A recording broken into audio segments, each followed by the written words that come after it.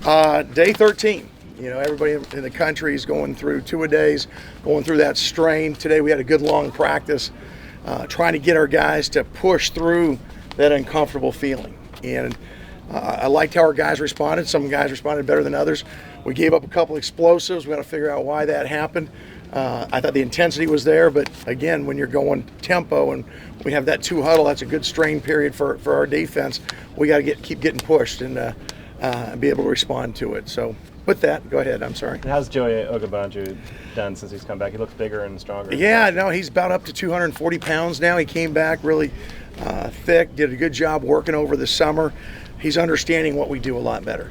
And so because he understands it better, he's more consistent in his alignments, his assignments, his eye discipline, his hands, all the things that he needed to work on. He's always had very explosive ability off an edge. It's fun to see young guys like him and Orrin Patu, when their group's called, we got some real speed guys to be able to come off an edge. What do you see his potential being? Talking about Banjo? Yeah. I think he can be a third down guy for us. You always want to have fresh guys coming off on pass downs, especially a guy that has that explosive ability, which he has. He's still got some things to work on as far as just the technical aspects of his job, but he's got some of the things you can't teach, that explosive coming out of the stance and be able to turn and bend. You talk about some of the things about Tuesday's scrimmage. If you had the chance to look at film, things that you liked, you didn't like. Yeah, I thought our guys, particularly the first unit, competed really, really well. We gave up a couple explosives. Most of those were with the twos. But I thought our guys against the run did a decent job. We didn't give it up an explosive run. We got our offense in a bunch of third and long situations. So I think we were successful about 75% of the time on third down. When you do that, you got a chance to have a pretty good day. And so I just like the mentality of our guys, that they came to compete and set a standard and held themselves to that standard. Can you evaluate how Coyne has played in camp? Yeah, I really like the progress he's made. It doesn't surprise me. He's a really hungry football player. He's a guy that's been working at it a lot, since he's gotten here.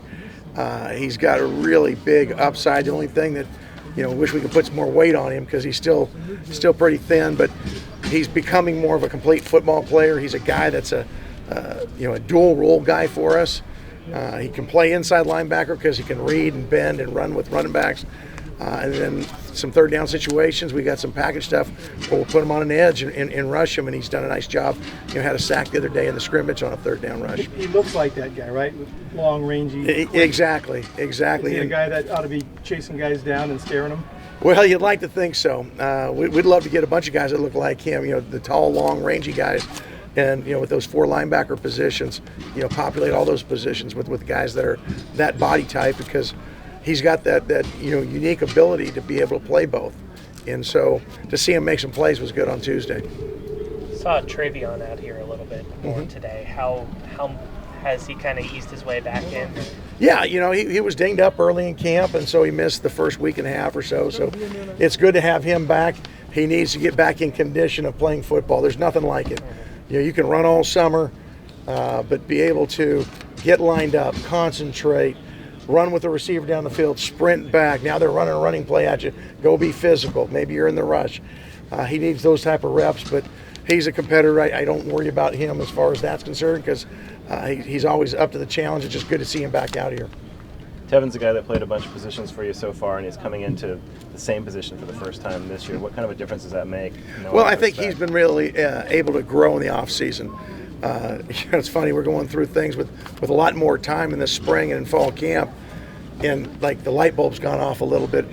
Oh, that's why we do this. He'd never had a coverage background in the past. He'd been a defensive end rushing, so some of the concepts that we just threw him in last fall, we kind of spoon-fed him, and it was a little bit of a dumbed-down version of things, and now he's fully understanding things. He's playing much faster, still really, really physical off an edge, and he allows us to be able to bounce into 3- and 4-man fronts with him playing different positions and not having to pull guys off the field. With basically 2 weeks to go before your first game, are you at the point where even if those nose guards come back, it's pretty short, and you're going to have to settle on one of the guys you got playing there now to be your guy? Yeah, we're planning on going to play our first game with the guys that are practicing. We hope to get those guys back as soon as possible, but football, you never know when there's going to be an injury. So we have a next up mentality, and the guys we've been repping, we expect them to play against UC Davis. And is Luke looking good in there? Yeah, he's actually done a really nice job in there. It doesn't surprise me. He's a big, physical, tough guy.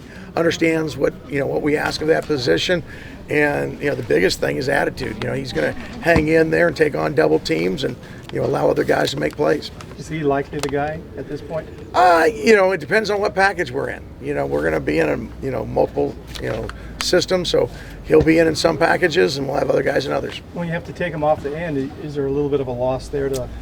Well, I'll tell you, so good at that spot. I like what he had done there, and so he and Z are clearly our best guys. So there might be a little bit of a drop, but I really like the progress Lone's made.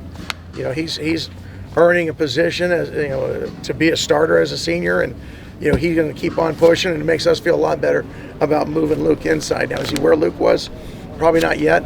Pass rush wise, probably a hair better, but against the run, he's made a lot of progress, but still need to make a little more progress. A lot of the guys have talked about how you've been able to install different things on the defense that couldn't do last year because they're so experienced.